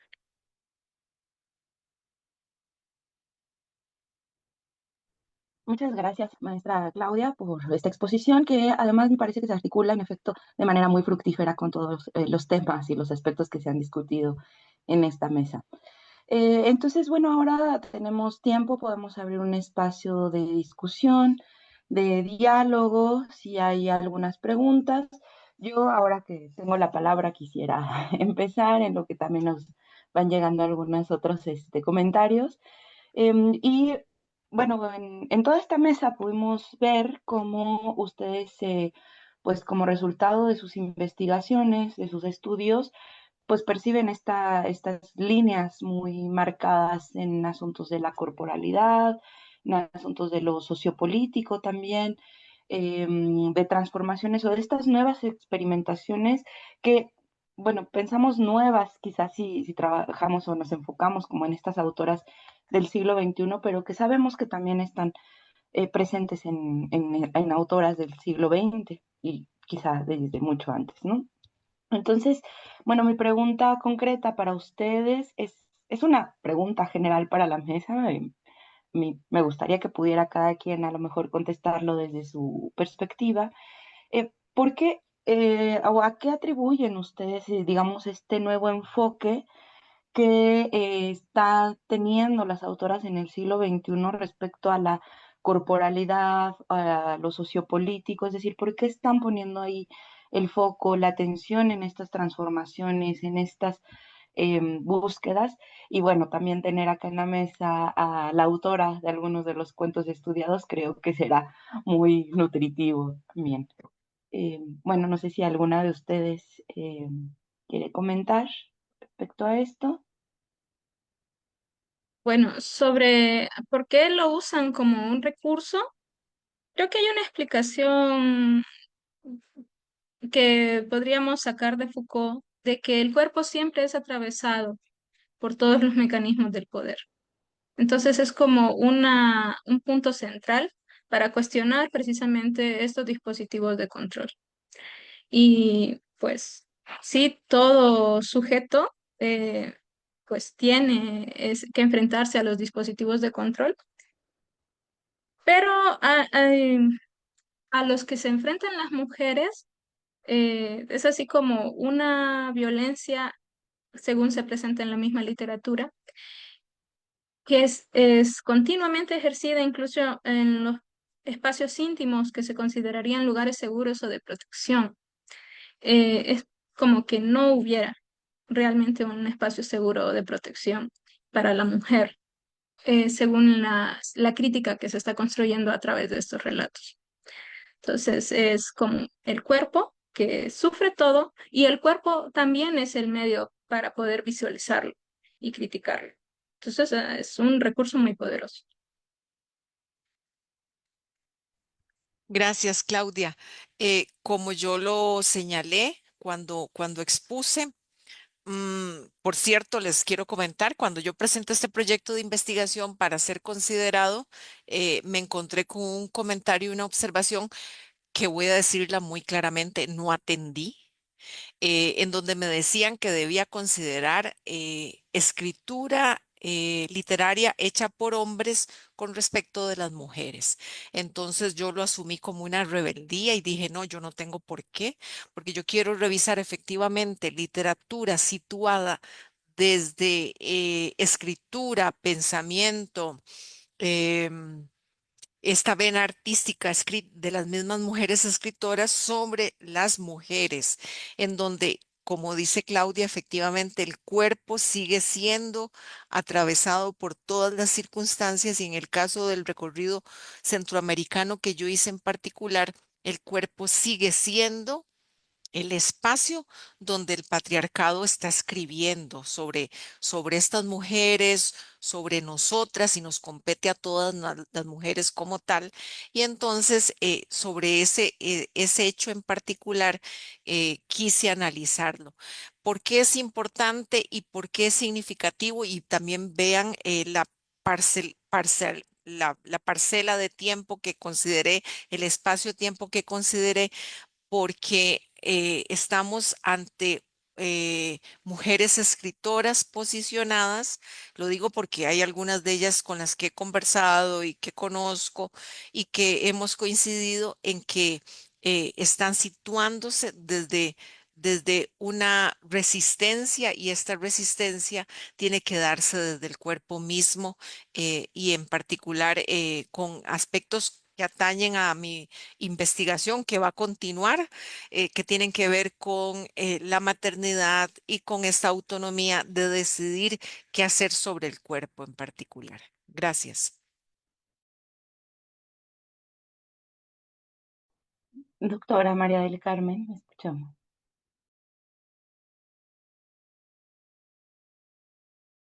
Perdón, estaba silenciada. Bueno, a mí me parece muy buena y muy interesante tu pregunta, Elsa. ¿A qué se le puede atribuir este nuevo enfoque sobre la corporalidad que podemos identificar en todas estas autoras del boom y nuestras autoras contemporáneas? Pues fíjate que me puse a pensar yo ahorita en lo que estaba escuchando a las compañeras hablar en eh, en Beatriz Sarlo, en una modernidad periférica, en los comentarios que ella hace cuando comenta cómo es que Victoria Ocampo, Nora Lange y Alfonsina Storni ingresan al campo cultural. Cómo es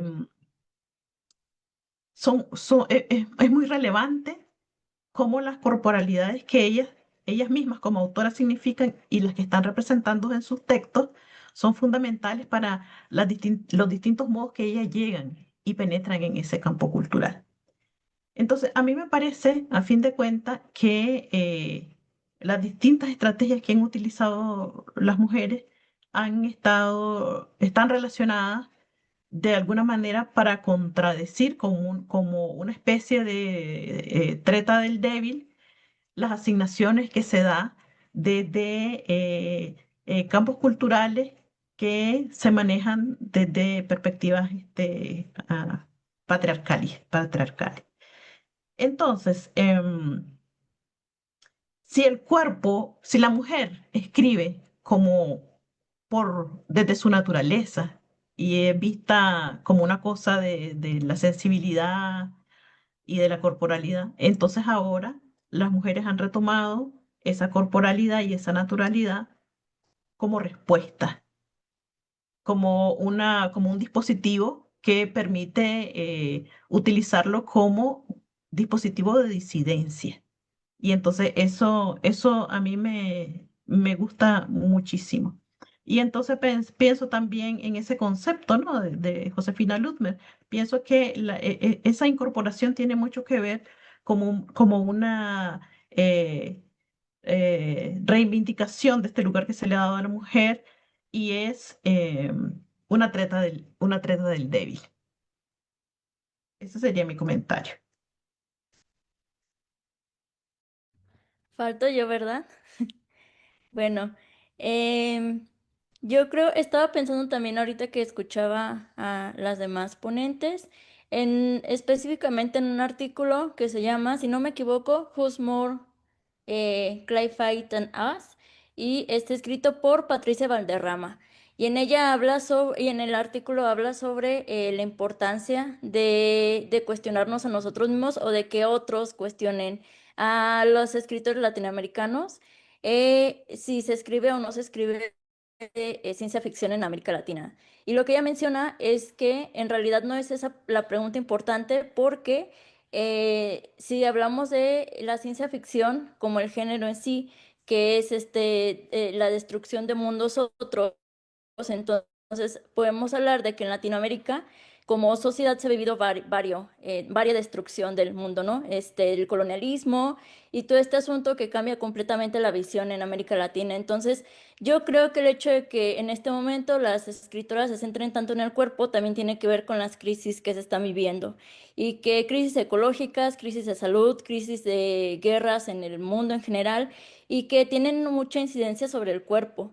Entonces, yo creo que este asunto de escrituras que rompen con el cuerpo o que lo fragmentan en miles de pedazos también corresponde al momento en el que estamos viviendo, ¿no? Que es como un fin del mundo hacia otro que todavía no entendemos bien si va a ser mejor o peor. Entonces yo creo que es como la búsqueda de horizontes y de perspectivas nuevas que al fin de cuentas dan respuesta a este sentido de crisis perpetua en la que estamos ahora.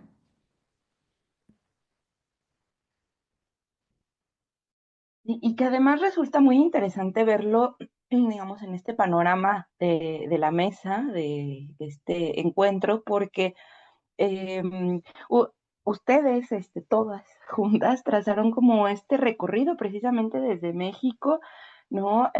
Centroamérica hasta el Cono Sur, con todos estos diálogos en común. Pienso en las maternidades, que también otra de las autoras acá mencionadas, ¿no? Samantha Schweblin, por ejemplo, o todos, digamos, estos conflictos que se tejen como al interior del interés, esta resistencia, y esa es como la pregunta desde sus investigaciones, una nueva pregunta, yo acá tomando toda la palabra, pero una nueva pregunta desde sus investigaciones está las mujeres, las mujeres, no solo las escritoras, sino también la manera en la que dibujan a sus personajes, crean, me imagino, o como ahí la pregunta a ustedes, ¿cómo lo ven? Una resistencia o digamos solamente o buscan una suerte de transformación o perciben la resistencia como existir siendo mujer. Bueno, no sé si tienen algún comentario respecto a esto, porque pienso en la maternidad, en la corporalidad, en la sexualidad, incluso en también este asunto destructivo del mundo, ¿no? Y que a lo mejor resistir es solo ser, ¿no? Restituir el papel quizá femenino. Bueno, no sé, mejor escucharlas a ustedes. ¿Puedo iniciar yo?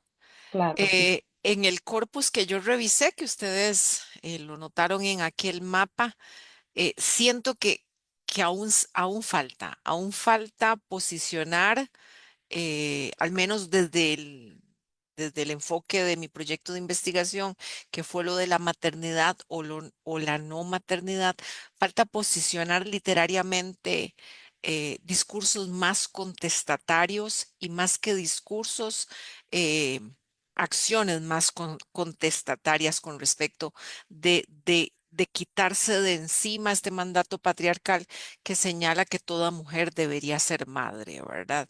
Eh, yo abordé esas obras, tuve que hacer un ejercicio bastante significativo de lectura. Me estoy encontrando más narrativas que me resultan bastante interesantes. Por ejemplo, vieran que eh, quiero rescatar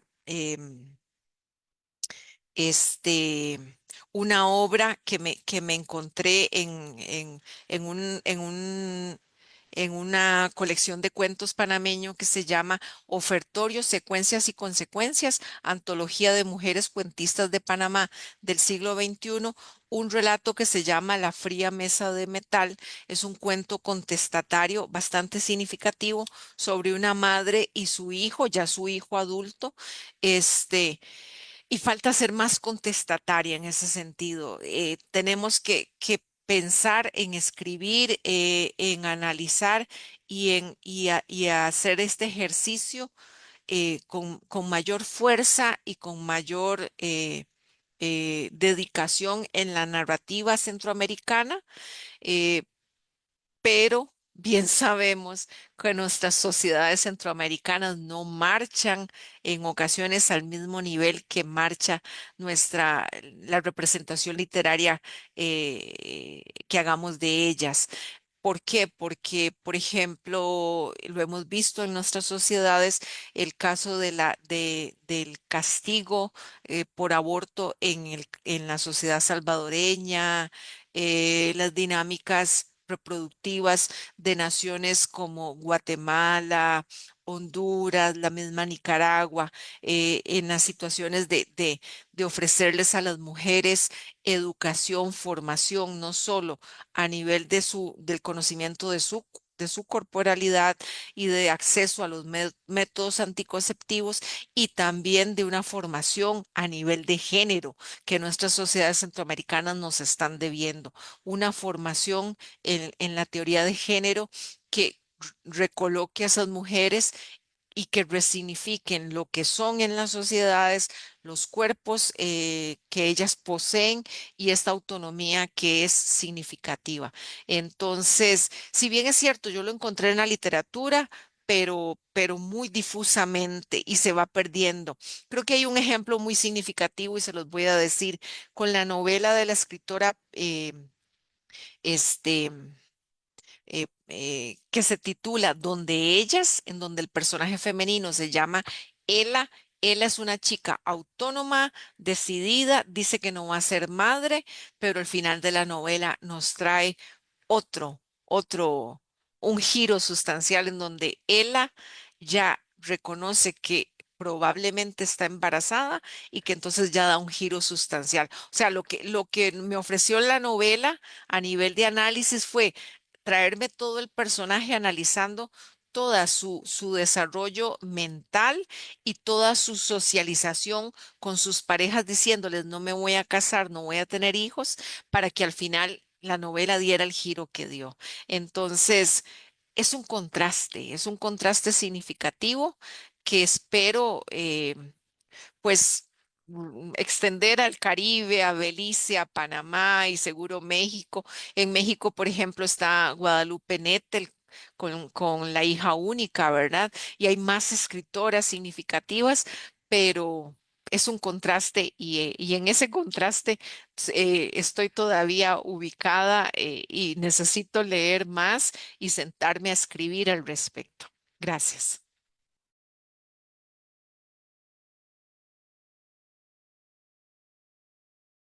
Sí, nadie más.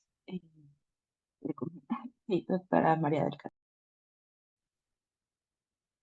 Sí, yo quería comentar que em, en el ámbito de la escritura de narrativa corta, es significativo el papel que han tenido las mujeres en la modernización de este género de escritura para la región, porque hasta los años 60 en Centroamérica no se escribía un cuento que estuviera eh, que pudiera eh, demostrar, ¿no? Que había adquirido todas las técnicas que había traído el boom para el resto de Latinoamérica. Parecía que estaba divorciado absolutamente. Sin embargo, eh, ya en los años 70, una costarricense, este, que es Carmen Naranjo, comienza a trabajar una escritura que yo creo que no ha sido suficientemente explorado y explotado todo el aprendizaje que nosotros podemos tener de ella.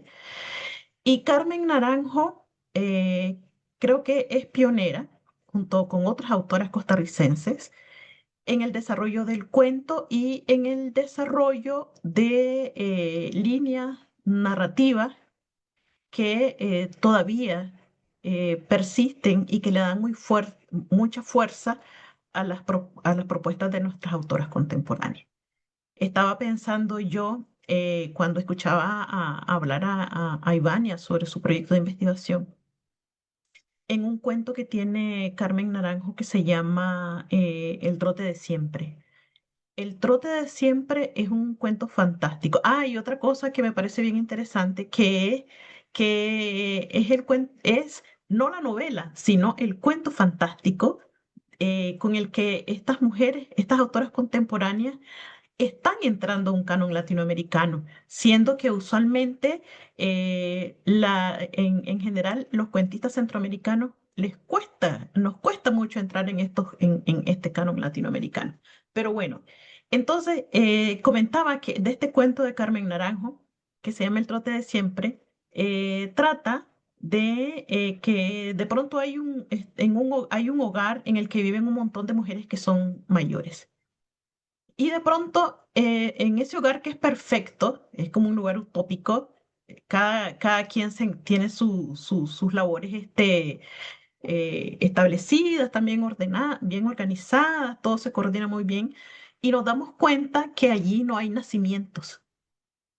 La familia crece, pero no hay hombres y no hay nacimientos, sino que de pronto, a determinadas horas de la noche, aparecen las integrantes nuevas. Estas integrantes nuevas em, llegan en pedazos y el resto de mujeres tienen que coserlas y organizarles, pegarle la cabeza. Y toda esa organización lo hacen desde las labores que son asignadas a las mujeres. Una le pasa un tecito, o sea, las labores el cuidado, las cosas de la casa, otra le pone una mantita, y eso de la costura, es bien interesante. Es una figura monstruosa, es una figura monstruosa esta mujer que llega, pero también es una configuración súper potente que cuestiona en los años 70 las imposiciones, ¿no? De la mujer que para ser mujer tiene que tener hijos, o que la familia correcta, hay una familia nuclear perfecta, que hay papá, mamá e hijos, pero aquí hay una nueva propuesta de familia, donde son solo mujeres las que las constituyen y que se han escapado de un lugar no las representaba.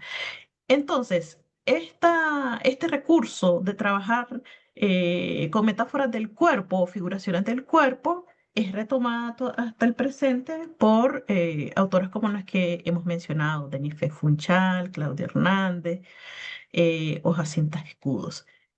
Y yo creo que todas estas problemáticas son representadas en estas metáforas del cuerpo, y que son un instrumento, como les comentaba antes, que está permitiendo que, ya que al resto de autoras latinoamericanas también les importa el mismo tema, les permita incluir también a las autoras de nuestra región a un área más amplia.